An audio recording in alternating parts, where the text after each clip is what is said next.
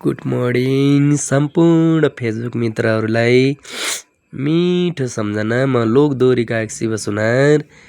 हल्का बिमारीको कारण यहाँहरूलाई निरन्तर दिन सकेका छैन र अहिले केही ठिक भएको यहाँहरूलाई जानकारी गराउँछु।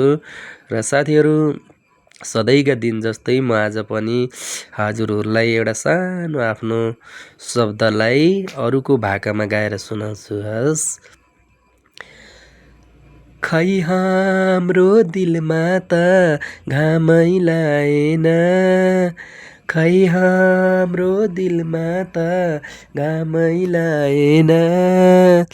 जसको सरकार आए पनि जनताको सरकार आएन, जसको सरकार आए पनि दलितको सरकार आएन।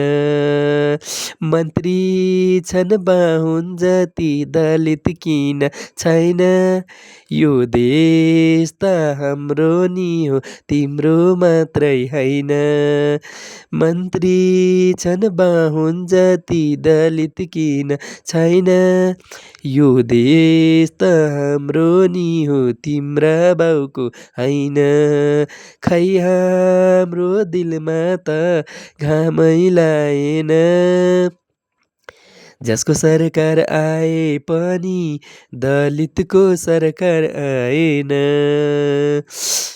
भ्रष्टाचार महँगाइले सीमा नाग्यो अति, भ्रष्टाचार महँगाइले सीमा नाग्यो अति।